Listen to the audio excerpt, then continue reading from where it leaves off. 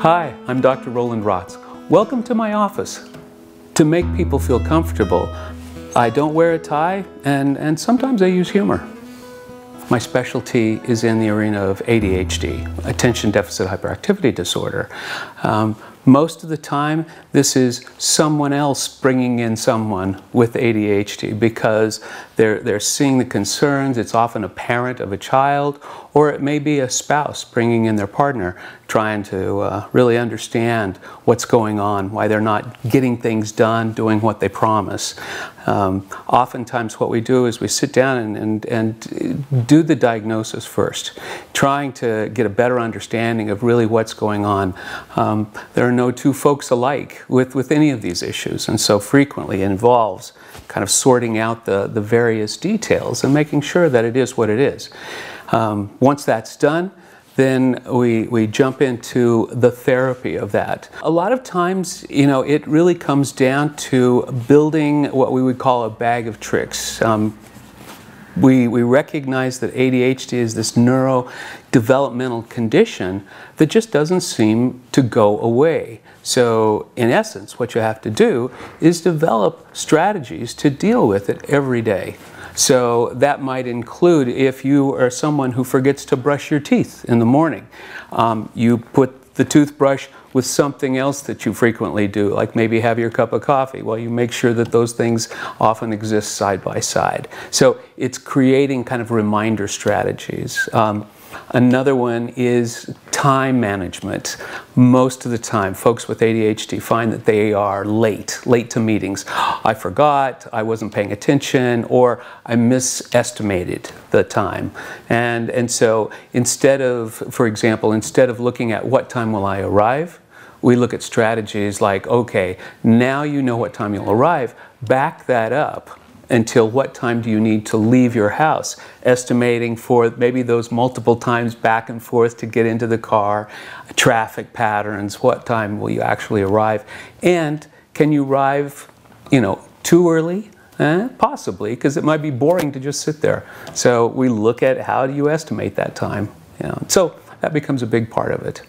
And then a whole other piece of this practice, when we talk about diagnosing, sometimes it involves a lot of paper and pencil kinds of testing. And that often is me sitting down at a table over here and literally for about 6 hours. And usually that's broken up into 2 to 3 sessions. And I'm looking at, you know, specific functions, cognitive skills, you know, memory skills, how quickly one processes information. And all those things have a big impact on how one performs, like in school or work settings. Quite often, I will consult with physicians about medication effects.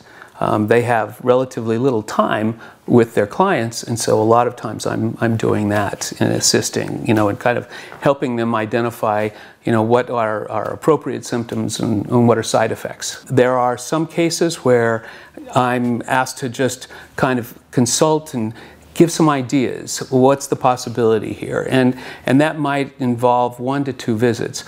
But then when you look at, you know, the ongoing and long-term treatment, a lot of times what I see is anywhere from, you know, 3 to 4 months. You know, sometimes that involves, you know, 12 to 16 sessions in terms of week-to-week kind of therapy. Frequently that week-to-week helps it, you know, helps the continuity of it to just really, you know, kind of build on one's skill base. In that context, then oftentimes I back off from that to every other week, then once a month, and then oftentimes it just goes to how effective I can consult with them if necessary. Frequently, in just about any of the work that I do, there's almost no diagnosis that exists in isolation. Exist in isolation means that ADHD, for example, is never alone.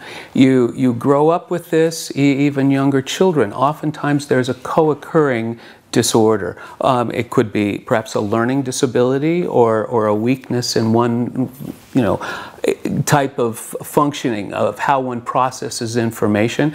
It could also be that, you know, there are a lot of negative statements that are given to a child when they're young. It's like, will you be quiet? Will you sit down? Will you please? And kind of nonstop. So it's not uncommon that self-esteem becomes, damaged. And so we deal with the depression reactions. We deal with anxious reactions. I call them worrier warriors. People who worry themselves to death in order to get things done. And so it's all about really developing kind of an insight and awareness, but then beyond that, what do you do day in and day out? And kind of recognize that these are the mechanisms that can be life-changing.